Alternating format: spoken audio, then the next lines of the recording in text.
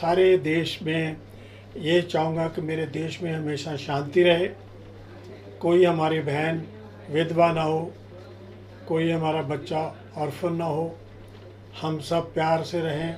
हमारी माता रानी, हमारे खुदा ईश्वर लॉर्ड गॉड, मैं सबसे यही प्रार्थना हमेशा करता हूँ कि हमारा देश दिन दुगनी रात चौगुनी तरक्की करे। और सर, कितनी बार आप वर्सोवा के विधायक रहे, उस पर प्रकाश डालना चाहेंगे? विकास कार्यों में आपका कितना प्रतिभागिता रहा, कितना हिस्सा रहा, वो जानना चाहता हूँ। मैं यहाँ पर 4 टर्म एमएलए रह चुका हूँ और मैं अब मेरी पार्टी का बहुत ही शुक्रगुजार हूँ। मैं अपनी पार्टी को बहुत प्यार करता हूँ, बहुत इज्जत करता हूँ और मेरी पार्टी ही सब कुछ है। और मैं जो कुछ भी आज हूँ वो सिर्फ मेरी पार्टी की वजह से है। काम के बारे में मुझे सबसे जो बड़ा काम लगता है, जो ज़रूरी लगता है और जो मुझे बड़ा फ़ख्र महसूस होता है और मैं खुश नसीब हूँ, मैं धन्यवाद करता हूँ ऊपर वाले का, कि जो रोड अंधेरी ईस्ट को वेस्ट के साथ कनेक्ट करती है, जो लोखंडवाला सर्कल है वहाँ से रोड जाके ईस्ट में जाती है ब्रिज क्रॉस करके, वो रोड थी ही नहीं। उसके ऊपर अबाउट 900 स्लम्स थे और कुछ तवेले थे, कुछ स्मॉल स्केल इंडस्ट्रीज़ थी, कुछ शॉप्स थी। उन सब को शिफ्ट करके खुशी खुशी शिफ्ट किया गया, एक भी कंप्लेंट नहीं हुई, सब लोग शिफ्ट हो गए और आज वो 120 फीट रोड है जो कि बेस्ट रोड है which connects east with the west in Andheri. उसकी मुझे बहुत खुशी है। दूसरे कुछ काम है जो मैंने मेगा मॉल के सामने जो रोड नहीं थी, वहाँ लोग ईंटें रख के उन पर पाँव रख के क्रॉस करते थे, उसको मैंने सबसे पहले एक ऐसी रोड बनाया जो 2 कारें आ जा सकती थी। फिर उसको फर्स्ट टाइम ये बैक रोड बनाई और बैक रोड के साथ कनेक्ट करके ये यहाँ से लेके अपना मेगा मॉल से लेके जो लोखंडवाला का एंड है वहाँ, उसके आगे वो समाज जो सरदार पटेल नगर है उसके साथ कनेक्ट की गई। और एक रोड ऐसी बनाई जो हिल पार्क से वीरा देसाई रोड को मिलाई गई। वो रोड वहाँ नहीं थी, पगडंडी थी सिर्फ कच्ची, और उस पर हम जाते जाते देखा तो पूछा क्या है ये, तो मुझे पता चला कि रोड है, तो उसी वक्त हमने वो रोड बनाई। और एक रोड मैंने अपने एरिया में कोई भी रोड इनकम्प्लीट नहीं छोड़ी, ना कोई फुटपाथ छोड़ा। और 16 या 17 मैंने ये गार्डन्स बनाए अपने एरिया में, जो कि आज लोग वहाँ पर घूमते हैं, वॉक करते हैं, एंजॉय करते हैं। जैसे लोखंडवाला की लास्ट रोड पे जो बैक रोड कहते हैं जिसको, उसके ऊपर एक मैंने जॉगर्स पार्क बनाया, जो कि एक राउंड लगाने से आप 1.2 किलोमीटर सफ़र आपका हो जाता है एक राउंड में से। चाचा नेहरू जॉगर्स पार्क बनाया और वहाँ पर प्लाजा बिल्डिंग है वर्सोवा में जहाँ पर टनल जाके ख़त्म होती है और वेल बना है, वहाँ पर 2 गार्डन बनाए। कंट्री क्लब के साथ 2 गार्डन बनाए। हिल पार्क में एक बहुत बड़ा 5 एकड़ का प्लॉट था जो मैंने गार्डन शुरू किया था। श्री गुरुदास कामत, लेट श्री गुरुदास कामत जी, और मैंने उसका नारियल तोड़ के काम शुरू किया था। आज मुझे मालूम नहीं वो काम कहाँ तक पहुँचा है या क्या हो रहा है। मौलाना अब्दुल कलाम आज़ाद गार्डन बनाया, चाचा नेहरू जॉगर्स पार्क बनाया, शिवाजी महाराज के नाम से बनाया। हमने काफ़ी गार्डन बनाए 16-17, कोई जगह छोड़ी नहीं। इसलिए कई लोग मुझसे नाराज़ होते थे कि यहाँ कोई बिल्डर बिल्डिंग बनाना चाह रहा था, लेकिन मैंने उसको गवर्नमेंट से लेकर गार्डन बना दिए। और वर्सोवा जेटी को भी हमने काफ़ी पैसा मंजूर करवाया। गुरुदास कामत साहब जी ने हम लोगों के एफर्ट्स उनके साथ, और सेंट्रल गवर्नमेंट ने कोई 50 करोड़ या कुछ सेंक्शन किया था उस वक्त। उसके बाद हमें गुरुदास जी पता नहीं क्या हो रहा है उसका। राहुल जी खुद वर्सोवा गांव में हमारी रिक्वेस्ट पे आए थे और वो कोली समाज से उनकी मीटिंग हुई थी, कोली समाज में के साथ उनकी मीटिंग हुई थी और वो उस गांव में आके बड़े खुश हुए थे और मेरे से स्पेशल बात की कि आप यहाँ के एमएलए हैं, मुझे खुशी है कि आपके सभी फिशरमैन आपसे बहुत खुश हैं। मैं कहा sir, this is all due to my party, not due to me. He was very happy to visit that place. और काम मैं जितने भी गिनाऊँ कम हैं, क्योंकि ऐसी जगह मेरे एरिया में नहीं है कि जो ईज आउट के लिए मेरे भाई या मेरी बहनों को बाहर जाना पड़े। मैंने इतने एपी ब्लॉक्स बनाए, हम सब ने, मेरी पार्टी ने मिलके, कि आज लोगों को कहीं इस बात की ऐसी जगह नहीं जहाँ उनको ये सुविधा प्राप्त ना हो। और एक और बड़ा काम, बहुत खूबसूरत काम हुआ, वो है यादव नगर का। यादव नगर आम जो एक पहाड़ के ऊपर है, it is on A hillock. वहाँ की मैंने एक तो जो प्रोटेक्ट करती वाल, जो पहाड़ गिरे ना या आगे कुछ पत्थर वत्थर गिरे ना, वो वॉल सारी बना के दी। और वो पानी वहाँ पर मैंने कम से कम वहाँ पहुँचाया, जो टॉप है, जो top of the top place है यादव नगर की, वहाँ पानी बनाया। पहले हमने नीचे एक टैंक बनाया, पानी वहाँ स्टोर होता है, फिर हमने ऊपर पानी वहाँ से डिस्ट्रीब्यूट होता है। वो काम करके मुझे बड़ी खुशी हुई कि पानी देना एक बहुत बड़ा पुण्य का काम है। मेरा ख्याल नहीं मेरे एरिया में कहीं भी आज पानी की प्रॉब्लम है। अब मैं नहीं जानता, क्योंकि मैं 10 साल पहले कुछ काम ऐसे है जो छोड़ के गया था, वो इनकम्प्लीट ही पड़े हैं। जैसे वर्सोवा और सरदार पटेल नगर और लोखंडवाला, इसको कनेक्ट करने के लिए मैं वहाँ एक जो नाला है बहुत बड़ा, उसके ऊपर ब्रिज बनाने की स्कीम दी थी। पैसा सेंक्शन हो गया, स्कीम पास हो गई, उसके बाद मुझे मालूम नहीं वो ब्रिज अभी तक क्यों नहीं पास हुआ। मैंने जब वो काम किया था वो 2012 में किया था, उसके बाद आज 24 आ गया, अभी तक वो ब्रिज बना नहीं। मुझे नहीं मालूम क्यों नहीं बना। क्या उस ब्रिज की जरूरत लोगों को नहीं है, ऐसा आप महसूस करते हैं? मेरे ख्याल से उस ब्रिज की जरूरत तो सबसे ज़्यादा है। जब फिशरी जब ऐसा है, जब वर्सोवा से कोई आदमी लोखंडवाला आना चाहता है तो उसको पहले तो 2 किलोमीटर चल के जेपी रोड पे आना पड़ता है। फिर जेपी रोड से चल के जो वालावल का रोड है वहाँ पर आने के लिए 2-2.5 किलोमीटर पड़ता है। फिर लोखंडवाला को जो रोड जाती है वो 2 किलोमीटर पड़ता है। तो कम से कम नहीं, ये 5-6 किलोमीटर का जो उनका खर्चा होता था ऑटोज़ का या पेट्रोल का या डीजल का, वो बच जाता है। क्योंकि जैसे ही वो डायरेक्ट हो जाएगा तो टोटल डिस्टेंस 200 मीटर का रह जाएगा। 5 मीटर की बजाय 200 मीटर्स ओनली वो डिस्टेंस रह जाएगा। वो बनना बहुत ज़रूरी है। और हम, अगर ईश्वर ने चाहा, आगे मौका मिला तो सारे इनकम्प्लीट काम कंप्लीट करेंगे। जो अधूरा काम है वो आपके द्वारा ही पूरा होगा, पूरा करेंगे। सबसे पहले वही पूरे करेंगे। और जैसे मिलिंद नगर के पास एक फ्लाईओवर ब्रिज है जो एसवी रोड पे लैंड कर रहा था मोमिन गुजरात को क्रॉस करके, तो मैं चाहता था कि वहाँ पर एक हमारे बहुत खूबसूरत मिलिंद नगर स्कूल है, वो बड़ा अच्छा काम कर रहे हैं। फ्री इलाज भी करते हैं लोगों का और बच्चों को बहुत पढ़ाते हैं। और वहाँ पर 10th तक स्कूल है। और वहाँ हमारे 99% जो बच्चे वहाँ पढ़ते हैं हमारे मुस्लिम समाज के हमारे बच्चे और बच्चियाँ हैं। तो उनके बीच में जब ये रोड लैंड करेगी तो मोटर जो मुझे ये डर लगता था कि बच्चों का दोनों तरफ आना जाना है, तो एक्सीडेंट की संभावना आती है। उसके लिए मैंने गवर्नमेंट को रिक्वेस्ट की कि ये इसको क्रॉस करके स्कूल को फिर ये ब्रिज लैंड किया जाए। वो काफ़ी मेरी मेहनत के बाद, काफ़ी जद्दोजहद के बाद वो ब्रिज पास हुआ और आज वो ब्रिज बन चुका है वहाँ तक। उसके आगे पता नहीं कहाँ तक गया, वहीं खड़ा मेरा ख्याल। एक बार फिर से 2024 के चुनाव की तैयारियां हैं। गठबंधन को अगर यहाँ पे टिकट जाता है, आपका टिकट नहीं मिलता है, गठबंधन को जाता है, तो आपकी क्या प्रक्रिया होगी? क्या आप पार्टी छोड़ देंगे? दूसरा, आपकी दावेदारी कांग्रेस पार्टी की तरफ से मजबूत रखी गई है और कांग्रेस लगातार आपको टिकट दे भी रही है, तो ऐसा उम्मीद है कि इस बार फिर आपको टिकट मिलेगा, तो उस पर क्या कहना है आपका? मैं सबसे पहले तो कहना चाहता हूँ कि जो हमारी MVA है उसमें से किसी भी कैंडिडेट को ये सीट जाए, हम पूरी अपनी सिंसियरिटी के साथ काम करेंगे।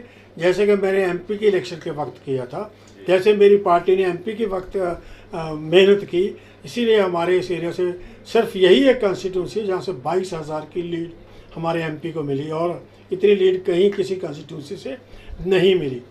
मेरा जहाँ तक टिकट मिलने का विचार है, ये पार्टी के ऊपर है। जो पार्टी का हुक्म होगा वो हमारे सर माथे, हम उसको मानेंगे। कोई भी पार्टी जिसको भी चाहे हम उसकी पूरी सपोर्ट करेंगे। हाँ, ये ज़रूर है कि जब दूसरी पार्टियों के साथ अलायंस होता है तो वहाँ पर आपको एक ऐसा आदमी लेना चाहिए जो दूसरी पार्टियों को भी कन्विंस करके अपने साथ जोड़ सकता है। बिल्कुल। और ये मेरा 20 साल 20 इयर्स मैंने शिवसेना के साथ, एनसीपी के साथ, समाजवादी पार्टी के साथ, आप पार्टी के साथ, कोई भी पार्टी हो, इवन बीजेपी के साथ, सबके साथ मैंने मिलके काम किया है। मेरा कभी किसी कारपोरेटर के साथ कोई डिफरेंस नहीं हुए कि ये काम मैं करूँगा, ये काम मैं करूँगा। मैं सोचता था अगर आप करना चाहते हैं आप करो, मैं जो करना चाहता हूँ मैं करूँगा। आपने भी पब्लिक की सेवा करनी है, मैंने भी पब्लिक की सेवा करनी है। हमारा जो गोल है वो सब सेम है। इसलिए मैं चाहूँगा कि ऐसा आदमी होना चाहिए जिसके पास एक्सपीरियंस हो और उन लोगों को कन्विंस करके अपने साथ लगा सके और उनको भरोसा हो कि हम जैसे आदमी की मदद कर रहे हैं, जो कांग्रेस की इलेक्शन लड़ रहा है उसकी हम जो मदद कर रहे हैं वो सही है। और ये सीट तो मुझे लगता है कि कांग्रेस को जाएगी, क्योंकि मैं यहाँ पर सेकंड था, कांग्रेस यहाँ पर सेकंड थी, फर्स्ट बीजेपी थी। दूसरा सवाल मेरा सर ये है कि 20 साल लगभग 4 पंचवर्षीय योजना, मतलब 4 बार आप यहाँ पे विधायक रहे, तो दाग धब्बा या कोई भ्रष्टाचार का आरोप आप पर लगा? ये तो शुक्र है ऊपर वाले का कि ना तो आज तक मेरी पुलिस स्टेशन, किसी भी पुलिस स्टेशन में कोई कंप्लेंट है, ना मेरी पार्टी में मेरी किसी तरह की कोई कंप्लेंट है, ना मुझे चीफ मिनिस्टर ने या किसी भी मिनिस्टर ने बुला के कहा कि भाई साहब आपकी ये शिकायत आ रही है। ऐसा मेरे साथ कभी नहीं हुआ। मैंने अपनी ईमानदारी के साथ, हम्बल तरीके के साथ काम किया है, क्योंकि मैं कोई नया आदमी नहीं। मैं बहुत ही मेरे ग्रैंडफादर्स के भी जो है वो कांग्रेसमैन थे, मेरे फादर साहब भी कांग्रेसमैन थे। मैं पैदा ही कांग्रेस में हुआ हूँ और कांग्रेस हमारे ब्लड में है। इसलिए मेरी इस पार्टी को मैं कभी ज़िंदगी में कभी भी इस पार्टी को धोखा नहीं दे सकता। और मैं इस पार्टी का हमेशा शुक्रगुजार हूँ कि जो आज पोजीशन, जो भी आज मैं इंजॉय कर रहा हूँ वो मेरी पार्टी की वजह से है। ईमानदारी का ये होता है कि हर इंसान कहता है मैं ईमानदार हूँ, पर बेटर ये है कि पीपल शुड से कि ये आदमी ईमानदार है या नहीं है। आप एक कॉर्नर से दूसरे कॉर्नर चले जाइए, दूसरे कॉर्नर से दूसरे कॉर्नर चले जाइए, आपको एक भी आदमी ऐसा नहीं मिलेगा कि बलदेव खोसा ने हमें परेशान किया, या बलदेव खोसा ने हमने तंग किया, या बलदेव खोसा ने हमसे कोई चीज़ डिमांड की। क्योंकि मैं ये कहता हूँ जब मुझे मेरा ईश्वर बहुत कुछ दे रहा है तो मुझे किसी के आगे हाथ फैलाने की ज़रूरत नहीं है। खोसा साहब, चुनाव की क्या तैयारियां हैं आपकी तरफ से? एक बार फिर आपको पार्टी मौका दे रही है, तो कितना अपने आप को तैयार रखें? इस बार कांग्रेस के खाते में ये सीट जाएगा? आप ये कह रहे हैं कि ये सीट कांग्रेस आपको दे रही है, मेरे को तो अभी तक पता नहीं है। जो पार्टी हाईकमान जिसको देगी हम उनकी सपोर्ट करेंगे।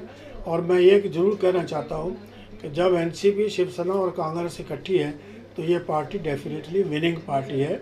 और जब कोई अगर समझो कांग्रेस में मुझे पार्टी हुक्म करती है यहाँ से लड़ने के लिए, तो मेरी प्रायोरिटी ये होगी कि मैं सबसे पहले यहाँ जो ट्रैफिक की बहुत बड़ी प्रॉब्लम है उसको हल करने की कोशिश करूँगा।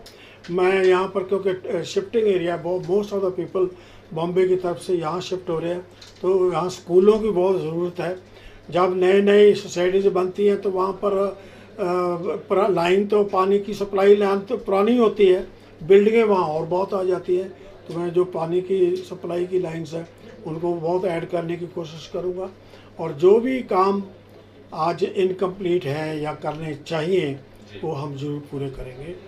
और एक हमारे यहाँ पर लोखंडवाला में लास्ट रोड, बैक रोड के पास एक लेक है जो कि मीठे पानी की लेक है, मैं उसको बहुत डेवलप करना चाहूँगा।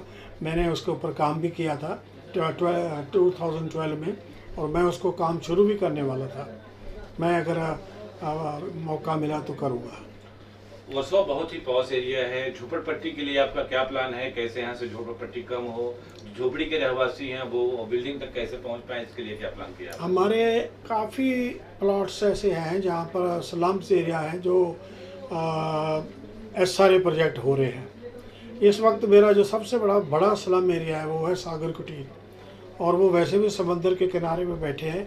मैं हमेशा डरता रहता हूँ, ईश्वर ना करे, खुदा ना करे, मेरा भगवान ऐसा ना करे कि वहाँ कोई प्रॉब्लम आए। हमेशा वो लोग खुश रहें और सही सलामत रहें।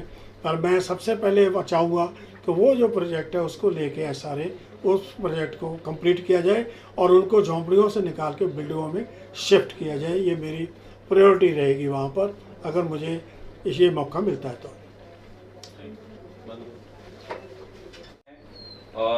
कोई भी रैली, कोई भी शुरुआत अक्सर बैराम बाग से ही होती है, तो आप अपने एमएलए बलदेव खोसा जी के लिए क्या प्लान है आपका? एक बार पुनः इनको विधायक बनाने के लिए क्या रणनीति है आपकी? और आपको क्या लगता है कि बलदेव खोसा जो है यहाँ के सबसे मजबूत उम्मीदवार होंगे? देखिए, जिस तरह से जो है पब्लिक के अंदर बलदेव जी की आज भी पॉपुलैरिटी है, लोगों में लोकप्रियता है, उसका एक ही कारण है कि बलदेव जी ने जो है ना जीतने के बाद कभी ये नहीं सोचा कि ये शिवसेना का आदमी है, ये बीजेपी का, वो सबको अपना साथ लेके चले।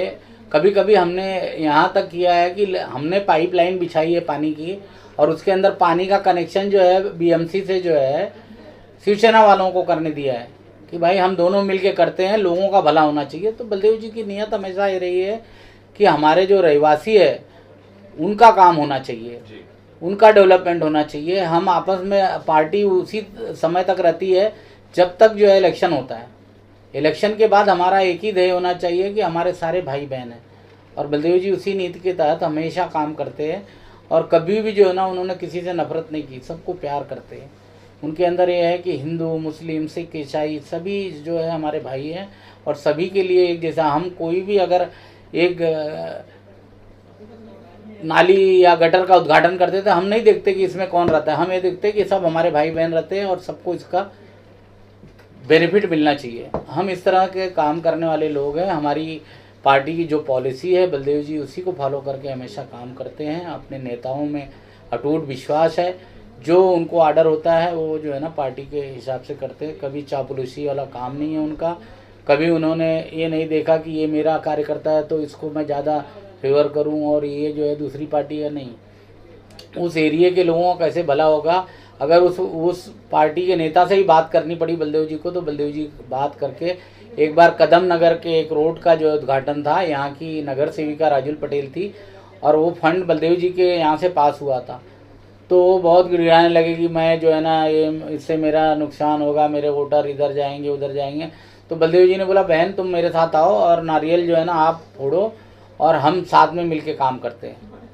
तो उसके साइड की जो गटर का काम था वो बलदेव जी ने उनको दे दिया, और रोड का काम हम लोगों ने किया कि यहाँ के लोगों का भी काम हो जाएगा, पानी की निकासी का भी काम हो जाएगा, प्लस सड़क भी बन जाएगी और गटर का भी काम हो जाएगा, तो रहवासियों को उसका भी फ़ायदा मिलेगा। तो इस तरह की सोच रखने वाले, सबको साथ लेके चलने वाले, यादव नगर में जो है ना उत्तर भारतीय समाज के लोग रहते हैं। वहाँ पे जो है ना पहाड़ी इलाका था, मट्टी धंस जाती थी, घर गिरने के जो है ना संभावनाएं रहती थी। वहाँ पे उन्होंने चारों तरफ से उसको कंक्रीट दीवार कराई, और आज वहाँ पे कम से कम 250 से 300 झोपड़े जो है ना सुरक्षित हैं, और 2-2 माले 3-3 माले के ऊपर जो है ना लैट्रिन बाथरूम की सारी सुविधा दी। वहाँ पे हमारे यादव समाज के कुछ पहलवान लोग रहते हैं जो अंतर्राष्ट्रीय स्तर पे जिन्होंने नाम किया। तो बलदेव जी ने उस तालीम का निर्माण करवाया वहाँ पे। उसमें उन्होंने जो है पानी की सुविधा कराई, पानी नहीं था तो उसको पानी का कनेक्शन करवाया। वहाँ पे उनके लिए मिट्टी, जो लाल मिट्टी होती है वो उपलब्ध कराई, चारों तरफ से दीवार बनाई। तो बलदेव जी खेल कूद के लिए जो है गार्डन जो 17-18 इन्होंने इसी इलाके में बना दिया है। आज बहुत से इलाकों में हम देखते हैं कि बिल्डर लोग जो है ना पैसा खिला के एमएलए उसको और वो गार्डन की ज़मीन पे बिल्डिंगें बनाते हैं। तो बलदेव जी के अंदर वो चीज़ नहीं थी। वो पहले उनको मालूम पड़ता तो पहले इसका भूमि पूजन करके वहाँ पे जो है ना 2-2 एकड़ 3-3 एकड़ का आज जो है ना गार्डन जो बना है, वो हमारे बच्चे सुबह मॉर्निंग वॉक करते हैं, एक्सरसाइज करते हैं, स्वस्थ रहते हैं, सीनियर सिटीजन बैठते हैं सुबह में। तो ये जो है ना खूबसूरती है कि अपने लोगों के बारे में अपने परिवार के जैसा सोचते हो। जैसा मेरे बच्चे हैं वैसे जो है ना हमारे इस इलाके के लोगों के बच्चों को जो है खेल कूद की हर व्यवस्था हो। और गली गली में जो है ना ड्रेनेज और WC इतने हमने बनाए हैं कि आप किसी गली में जाइए तो आज भी इनके नाम के जो है ना 10-20 जो है ना WC और ये मिलेंगे आपको। पैसेज का पूरा काम किया है। और जिस इलाके में सारे हो गया तो वहाँ तो सारे झोपड़े टूट चुके हैं, तो शिफ्टिंग हो गया, मगर वहाँ के लोग भी आज याद करते हैं। अभी शक्ति नगर में हम लोगों ने जो पहलवान थे हमारे और सिटीजन के लिए वहाँ पे तालीम का निर्माण किया है, उसका फ़ायदा जो है ना वहाँ के लोगों को बरोबर मिल रहा है। वहाँ पे सीनियर सिटीजन बैठते हैं शाम को, वहाँ पे जो फेरी वाले रेडी वाले हैं वो अपना सामान रखते हैं। फिर जो पहलवान लोग हैं वहाँ गदा वगैरह भांजते हैं जो है शक्ति नगर में। तो ऐसे बहुत से काम फकीरवाड़ी में किया है। आनंद नगर में जो है 2 मस्जिदों का और एक मंदिर की ड्रेनेज हम लोगों ने जो है ना रोड के अंदर सीवर को अंदर जो है ना ज्वाइन करके उनको सारी फैसिलिटी दी। फिर उस रोड को पूरा बनाया, उसके दोनों तरफ गटर बनाई। तो जितना काम हुआ, जितनी वहाँ पे इतनी ज़्यादा कंसंट्रेट था कि गटर जो है ना दिखती नहीं थी, पाइप लाइनें इतनी ज़्यादा थी। तो उसको हम लोग ना ब्लॉक बना के लोखंड का उसको वो करके फिर कंक्रीट करके फिर हमने वो गटर खोल के फिर वहाँ से जो पक्की गटरें बना के लोगों को पानी निकलने का साधन, जो भी जितनी भी काम हुए बीएमसी चाल में हुआ, हर स्लम एरिया में किया है। एक और सवाल, 2019 के चुनाव में बलदेव घोषा साहब सेकंड पे रहे। जो भी रीजन रहा हो मैं उसको नहीं बोलना चाहता हूँ, मैं चाहूँगा कि वो रीजन आप बता दें। दूसरी बार 24 में साहब को अगर टिकट मिल रहा है तो कितनी मजबूती आएगी कांग्रेस में? देखो, जो लोग जो है ना हमारी पार्टी में रह के और हमारे पीठ के पीछे जिन्होंने गद्दारी किया, जिन लोगों ने हमारी हाई कमान को गालियाँ दी, ऐसे लोग आज कहाँ हैं? वो दूसरी पार्टियों में हैं। वो सिर्फ जो है हमारी पार्टी को नुकसान पहुंचाने के लिए। आज हमारे लोग सब खुश हैं उन लोगों को जाने की वजह से। जो भी लोग थे जिन्होंने हमारी पार्टी को नुकसान पहुंचाया है, सब आप लोग जानते हैं। हम लोग उनका नाम भी लेना नहीं चाहते। इनको तो पहले ही जब बलदेव जी जो है को टिकट मिला, जब इन्होंने जो है ना हाई कमान के बारे में सबके बारे में जो बातें की, अगर इनको पहले ही निकाल दिया गया होता तो ये रिजल्ट नहीं आता, बलदेव जी जीतते थे। तो हमारे साथ रह के उन्होंने हमारे साथ गद्दारी की। कोई बात नहीं है, ईश्वर है और ईश्वर ने उनको उनके स्थान पे भेज दिया। और आने वाले इलेक्शन में हम लोग भारी मतों से यहाँ से जीतेंगे। अगर एमपी में 22,000 की लीड थी, अगर बलदेव जी यहाँ से लड़ते तो हम 30 से 35,000 की लीड से जीतेंगे। इतना मजबूत प्रत्याशी आप बलदेव जी को समझ? हाँ जी, हमको मालूम है कि इनका विरोध करने वाला कोई नहीं है, जनता में तो नहीं है। इसके लिए यहाँ पे देख रहे हो कितने लोग, जो बलदेव जी सीधे सज्जन आदमी हैं करके इतने लोग जो है दूसरे एरिया से भी आके फॉर्म भर रहे हैं। तो उस पर रिस्क नहीं लग रहा है आपको? नहीं, कोई रिस्क, क्योंकि हाई कमान को सब पता है।